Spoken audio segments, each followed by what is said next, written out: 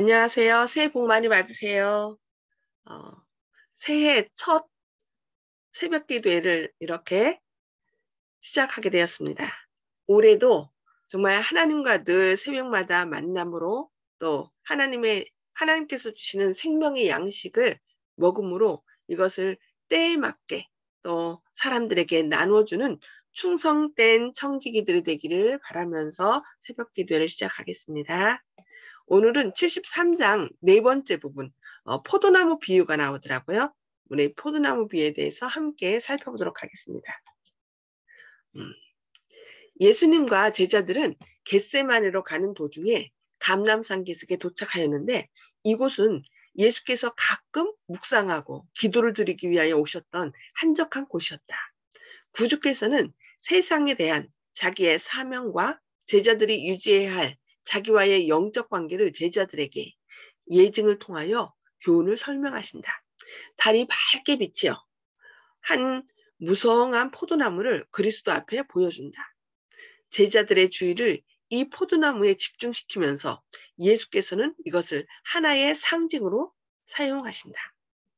내가 참 포도나무요 라고 예수께서 말씀하신다. 우아한 종려나무 높이 자란 백향목이나 강한 참나무를 선택하는 대신에 예수께서는 덩굴이 매달려 있는 포도나무를 자신을 나타내시는 데 쓰신다. 종려나무, 백향목, 참나무는 홀로 서 있다. 이 나무들은 아무런 지주도 필요 없다. 그러나 포도나무는 실형을 감고 하늘을 향하여 올라간다. 그와 같이 인성을 쓰신 그리스도는 거룩한 능력에 의지하셨다. 나는 아무것도 스스로 할 수 없노라고 그리스도께서는 선언하셨다. 내가 참 포도나무요. 유대인들은 항상 포도나무를 가장 고상한 식물이며 힘있고 뛰어나고 열매 잘 맺는 모든 것의 상징이라고 생각하였다. 이스라엘은 하나님께서 약속의 땅에 심으신 포도나무로 대표되었다. 유대인들은 그들의 구원의 희망을 그들이 이스라엘과 연결된 사실에 근거를 두었다. 그러나 예수께서는 내가 참 포도나무라고 말씀하신다. 나를 통하여서만 영적 생명을 받을 수 있다. 내가 참 포도나무요. 내 아버지는 그 농부라. 하늘에 계신 우리 아버지께서 팔레스틴 언덕에 이 좋은 포도나무를 심으시고 그분은 친히 농부가 되셨다. 많은 사람들이 이 포도나무의 아름다움에 이끌려 이것은 하늘에서 온 것이라고 선언하였다. 그러나 이스라엘의 지도자들에게는 이것이 마른 땅에서 솟아난 뿌리처럼 보였다. 그들은 이 나무를 꺾어서 그들의 거룩하지 못한 발로 짓밟았다. 그들의 생각은 이것을 영원히 멸하는 것이었다. 그러나 하늘의 농부께서는 그분의 나무를 결코 잊지 않으실 것이다. 사람들이 저희가 이를 죽였다고 생각한 후에 하나님께서는 이를 취하여 성벽 다른 편에 다시 심으셨다. 포도나무 그루터기가 다시는 더 이상 보이지 않았다.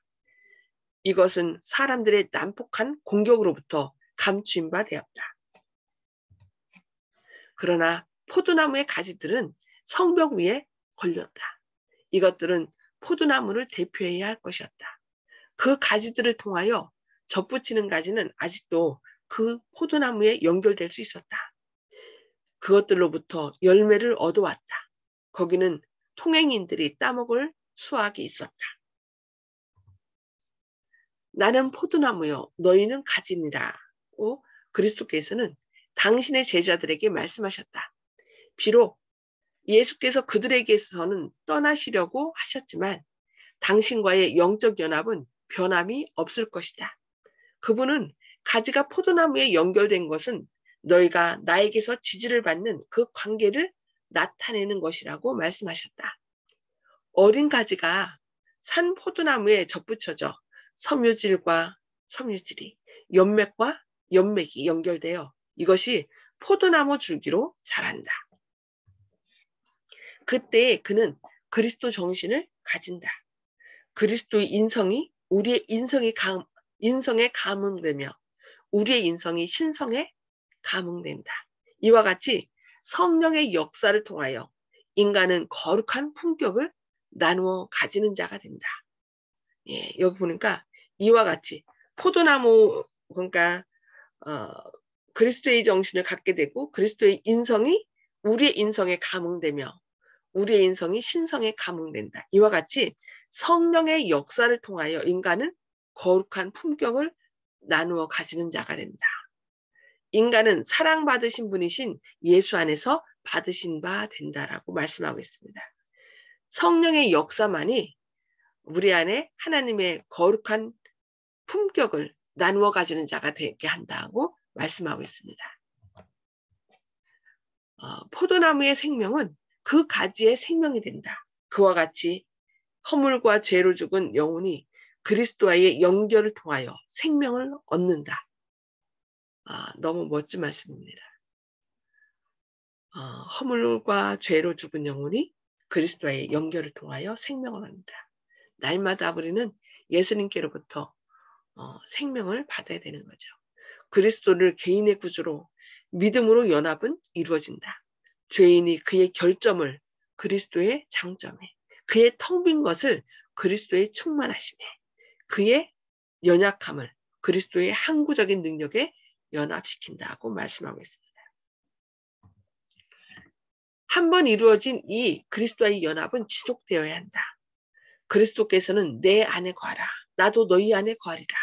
가지가 포도나무에 붙어 있지 아니하면 절로 과실을 맺을 수 없음 같이 너희도 내 안에 있지 아니하면 그러하리라. 고 말씀하셨다. 이것은 우연한 접촉이거나 또는 분리와 연결이 무상한 그런 결합이 아니다. 가지가 산 포도나무의 한 부분이 된다.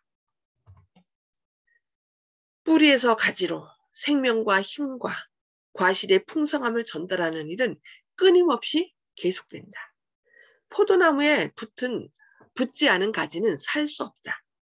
예수께서는 너희가 나를 떠나서는 살 수 없으리라고 말씀하셨다. 너희가 나에게서 받은 생명은 계속적인 교통을 통해서만 유지될 수 있다. 내가 없이는 너희는 단 하나의 죄도 이길 수 없고 조그마한 유혹이라도 물리칠 수 없다. 예, 너희가 나를 떠나서는 살 수 없다라고 말씀하시면서 너희가 나에게서 받은 생명은 계속적인 교통을 통해서만 유지될 수 있다. 그러니까 예수님 안에 있다라고 구원받았다라고 생각하고 그냥 계속적인 교통이 없으면 그것은 유지되지 않는다는 거예요. 내가 없이는 너희는 단 하나의 죄도 이길 수 없고 조그만 유혹이라도 물리칠 수 없다. 그래서 예수님으로부터 계속적인 생명을 받아야 된다라고 우리에게 말씀하고 있습니다. 내 안에 거하라. 나도 너희 안에 거하리라. 그리스도 안에 거한다는 것은 그분의 성령을 계속적으로 받아들여 그분에게 봉사하는 일에 전적으로 복종하는 생애를 의미한다. 어떻게 해요? 그리스도 안에 거한다는 것은 그분의 성령을 계속 받아들여서 그분에게 봉사하는 일에 전적으로 복종하는 생애를 사는 것을 의미하는 거예요. 그냥 예수님 안에 거한다고 하면서 봉사도 안 하고 자기 욕심대로 자기 뜻대로 사는 것은 그리스도 안에 거하는 것이 아니라는 거죠. 교통의 통로는 인간과 하나님 사이에 계속적으로 열려 있어야 한다. 포도나무 가지가 산 포도나무에서 수액을 계속적으로 빨아 올리는 것처럼 우리도 예수께 매달려서 믿음으로 능력과 그분의 품성의 완전하심을 그분에게서 받아야 한다고 우리에게 말씀하고 있습니다. 뿌리는 가지를 통하여 가장 먼 가지에 이르기까지 영양분을 공급한다. 그와 같이 그리스도께서는 모든 신자들에게 영적 능력의 흐름을 전달하신다. 영혼이 그리스도께 연결되어 있는 한 시들어버리거나 부패할 위험은 없다라고 말씀하고 있습니다. 포도나무의 생명은 가지들에 달린 향기로운 열매 가운데 명백히 나타날 것이다. 예수께서는 저가 내 안에 내가 저 안에 있으면 이 사람은 과실을 많이 맺나니 나를 떠나서는 너희가 아무것도 할 수 없음이라고 말씀하신다. 우리가 하나님의 아들을 믿는 믿음으로 살 때 성령의 열매가 우리의 생애 가운데 나타나 보일 것이며 한 사람도 잃어버린 바 되지 않을 것이다. 여기 뭐라고 말씀하고 있어요? 우리가 하나님의 아들을 믿는 믿음으로 살 때에 성령의 열매가 우리의 생애 가운데 나타나 보일 것이며 한 사람도 잃어버린 바 되지 않을 것이라고 말씀하고 있습니다. 내 아버지는 농부라. 무릇 내게 있어 과실을 맺지 아니하는 가지는 아버지께서 이를 제해 버리시고, 접붙인 가지가 외형적으로는 포도나무와 연합된 것처럼 보이지만 생명을 유지하는 데 필요한 연결이 되지 않을 수도 있다. 근데 여기서 제해버린다라고 얘기했잖아요. 과실을 맺지 아니하는 가지는 이를 제해버리고. 근데 이 원어로 제해버리는 우리가 생각하는 것처럼 이렇게 잘라버리는 것이 아니라 원어로는요, 이렇게 들어 올린다는 거예요. 그러니까 가지가 밑에 축 터져 갖고서 그 땅에 붙어 있으면 열매를 맺지 못하잖아요.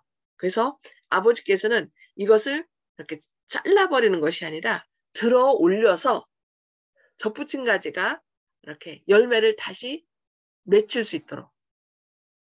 우리는 이렇게 이것을 열매 맺지 않아? 그럼 날 잘라버린다라고 생각하는데 그것이 아니라 어떻게 해요? 들어 올려서 열매를 맺을 수 있다는 것을 얘기하고 있습니다. 그래서 그렇게 되면 자라지도 못하고 열매를 맺지도 못해요. 그래서 어떻게 해요? 이렇게 예수님 안에서 다시 열매를 맺을 수 있도록 우리를 들어 올린다라고 얘기해요. 그러니까 들어 올리게 하려면 어떻게 해야 돼요? 예수님께서 강제로 하지 않을까? 나의 의지를 누구에게 드려야 돼요? 예수님께서 온전히 나를 들어 올려서 열매 맺는 가지가 될 수 있도록 예수님께 맡기면 예수님께서는 이 믿음으로 말미암은 참된 연합을 통해요. 그 그리스도와 외형적인 연결을 하고 또 열매를 맺을 수 있도록 그렇게 한다는 것입니다. 신앙 고백이 사람들을 교회에서 자리를 차지하게 하지만 그러나 품성과 행동은 그들이 그리스도와 연결이 되어 있는지를 보일 것이다. 만일 그들이 과실을 맺지 않으면 그들은 거짓 가지들이다. 그들이 그리스도에게서 분리되는 것은 죽은 가지에서 예증된 바와 같이 완전한 멸망을 의미한다. 끝까지 하나님께 그들의 의지를 맡기지 않으면 그들은 들어 올려지지 않습니다. 그래서 우리는 어떻게 해야 돼요? 그리스도께서는 사람이 내 안에 거하지 아니하면 가지처럼 밖에 버리워 말라지나니 사람들이 이것을 모아다가 불에 던져 사르느니라고 말씀하셨다. 결국 내 의지를 주님께 온전히 맡기지 않을 때 결국 우리는 어떻게 할 수밖에 없어요? 주님께서 나를 들어 올리지 않기 때문에 결국은 멸망받을 수밖에 없다는 것입니다. 그래서 우리는 우리 의지를 주님께서 사용하셔서 나를 들어 올려서 열매를 맺을 수 있도록 내 의지를 날마다 주님께 맡기는 것. 그것이 믿음으로 말미암은 의입니다. 그래서 그 지난번에 복음의 진수는 뭐라겠어요? 회복이라고 그랬죠. 그 회복할 수 있도록 우리를 사용하시는 것이 복음의 비밀인데 복음의 비밀은 내 안에 역사하시는 그리스도라고 그랬어요. 그래서 내 안에 그리스도께서 역사하실 수 있도록 내 의지를 어떻게 해요? 예수님께 맡기면 예수님께서 우리를 들어 올려서 많은 열매를 맺도록 하신다는 거예요. 그러나 맡기지 않으면 결국은 열매를 맺지 못하여 결국은 잘라져서 어떻게 해요? 영원한 멸망, 완전한 멸망에 이를 수밖에 없다는 것을 우리는 꼭 기억해야 되겠습니다. 무릇 과실을 맺는 가지는 더 과실을 맺게 하려 하여 이를 깨끗하게 하시느니라. 예수님을 따라다닌 선택받은 12제자로부터 한 제자는 시들어진 가지로서 곧 찍어버림을 당할 것이었으며 나머지 제자들은 전정하는 칼의 쓰라린 시련을 통과해야만 하였다. 예수께서는 엄숙하고도 친절하게 농부의 의도를 설명하셨다. 가지를 치는 일은 고통을 유발할 것이지만 칼을 대시는 분은 아버지시다. 아버지께서는 남북한 손으로나 무관심한 마음으로 일하지 않으신다. 땅에 늘어지는 가지들이 있다. 이것들은 줄기가 땅에 붙지 않도록 잘라버려야 한다. 그것들은 하늘로 뻗어 나가야 하며 그들을 지탱해 주는 것을 하나님 안에서 찾아야 한다라고 말씀하고 있습니다. 과실에 전달해야 할 수액을 소모해버리는 지나치게 무성한 잎들은 잘라버려야 한다. 우리 속에 있는 교만이나 욕심이나 또 게으름 이런 것들을 모두 어떻게 잘라버려야 된다는 거죠. 너무 자란 것들은 잔류물 받아서 의의 태양이 치료하는 광선을 바라도록 기회를 주어야 한다. 농부는 과실이 더욱 알차고 더욱 많이 열리도록 하기 위하여 해롭게 자라나는 곳을 잘라버린다라고 말씀합니다. 예수께서는 너희가 과실을 많이 맺으면 내 아버지께서 영광을 받으실 것이라고 말씀하셨다.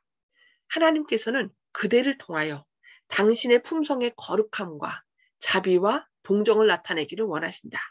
그러나 구주께서는 제자들에게 열매를 맺으려고 노력하라고 명령하지 않으신다. 너희가 내 안에 거하고 내 말이 너희 안에 거하면 무엇이든지 원하는 대로 구하라. 그리하면 이루리라고 예수께서는 말씀하신다. 너희가 내 안에 거하고 내 말이 너희 안에 거하면 무엇이든지 원하는 대로 구하라. 그리하면 이루리라. 예. 말씀을 통하여 그리스도께서 그분의 추종자들 속에 거하신다. 이것은 그분의 살을 먹고 그분의 피를 마시는 것으로 나타난 바 된 그와 같은 기묘한 연합이다. 그리스도의 말씀은 영이요 생명이다. 말씀을 받아들임으로 그대들은 포도나무의 생명을 받는다. 그대들은 하나님의 입으로 나오는 모든 말씀으로 살 것이다 라고 말씀합니다. 그대들 안에 있는 그리스도의 생명은 그리스도 안에 있는 것처럼 같은 열매를 생산한다. 그리스도 안에 살고 그리스도에게 부착되어 그리스도의 공급을 받으며 그리스도에게서 영양분을 흡수한다면 그대들은 그리스도와 같은 열매를 맺을 것이라고 말씀하고 있습니다. 그리스도 안에 살고 그리스도에게 부착되어 그리스도의 공급을 받으면 이게 믿음으로 말미암으죠. 나의 모든 것을 나의 뜻과 의지와 모든 것을 마음을 주님께 내놓으면 주님께서 어떻게 해요? 우리 안에 역사하셔서 그러면 우리는 그리스도의 공급을 받고 그리스도에게서 영양분을 흡수하여 그대들은 그리스도와 같은 열매를 예수님처럼 변화되는 거죠. 바로 이렇게 예수님같이 변화되는 것, 예수님의 품성을 회복하는 것이 바로 복음의 진수라고 그랬습니다. 우리가 진리 아는 것도 중요하지만 진리 아는 것보다 뭐예요? 예수님께서 우리 안에 거하실 때 우리가 하나님의 그 아름다운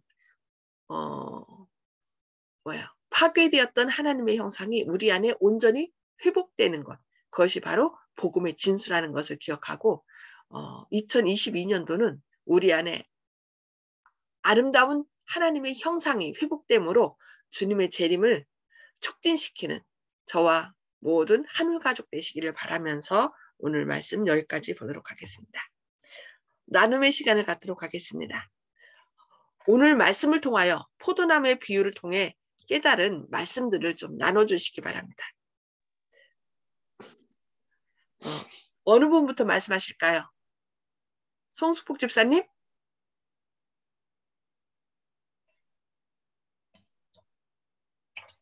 송수폭 집사님 음소거 해주시기 바랍니다. 음소거 해제해 주세요. 네, 네, 감사합니다. 예. 포도나무에 젖붙임 받은 것 같이 항상 붙어 있기를 바라는 마음입니다. 아멘. 예. 하나님 안에 있다는 것은 내 의지와 뜻을 다 누구한테 내려놓는 거예요? 하나님께.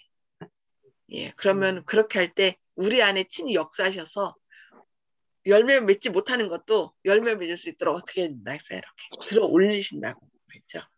네, 감사합니다. 예. 조영식 집사님? 예. 이제 집사님 되셨는데 축하드리고요. 말씀해 주세요. 예, 감사합니다. 예, 우리가 항상 믿음에 대해서 얘기할 때, 예수님을 입으로 시인하면은 그것으로 믿음이 온전히 된 걸로 그것으로 끝이라고 생각하고, 이제 믿음이 이제 구원을 따른 당사이다. 이렇게 일반, 일요일교회 형제분들은 그렇게 생각하시는 경향이 있기 때문에 믿음에 대해 있어서 많은 논쟁을 일반하고 있다고 생각하는데요.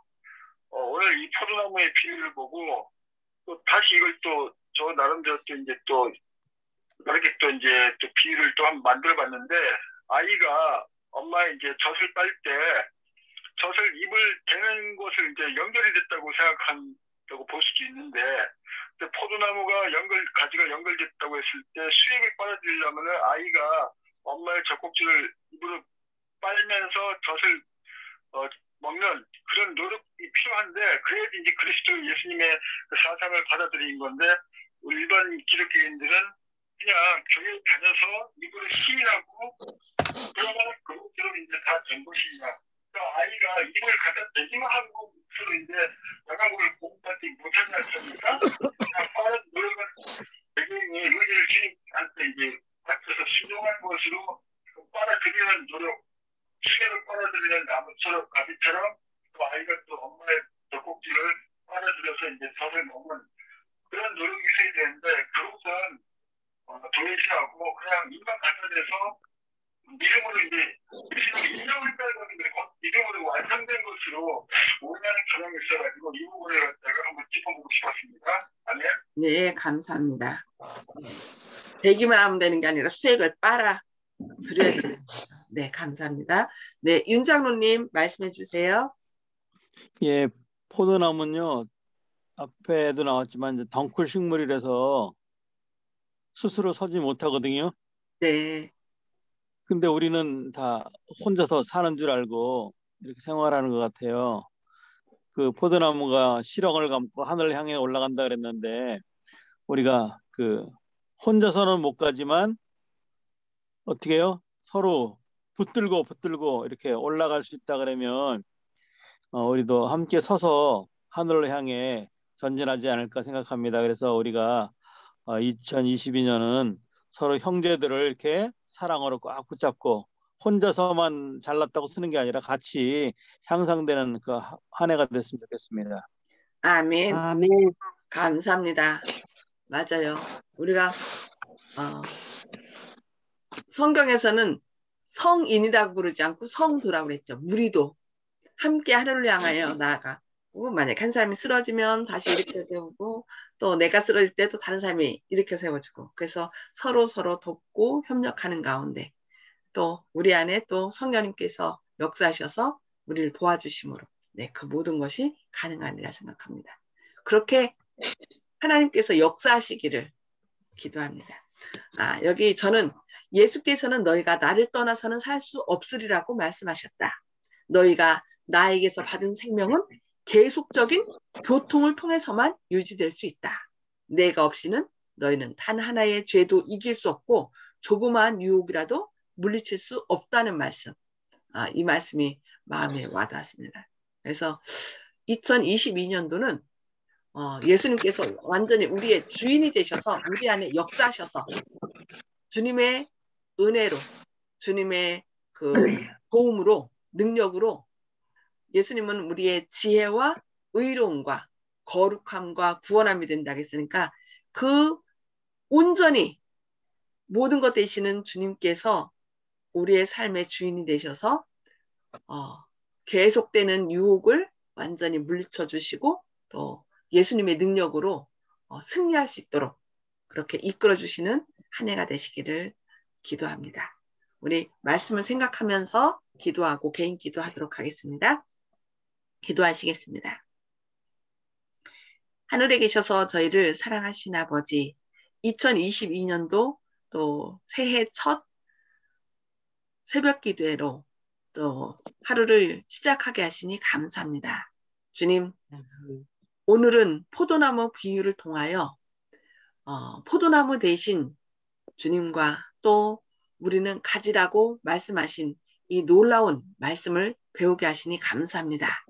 또 우리가 아버지께서 농부로서 우리가 주님을 의지하여 잘 많은 과실을 맺을 수 있도록 우리를 들어 올린다고 말씀하셨사오니 날마다 우리의 의지와 뜻을 주님께 맡김으로 주님께서 우리 안에 역사하실 수 있도록 주님께 드리는 믿음의 삶이 되게 하여 주시옵소서.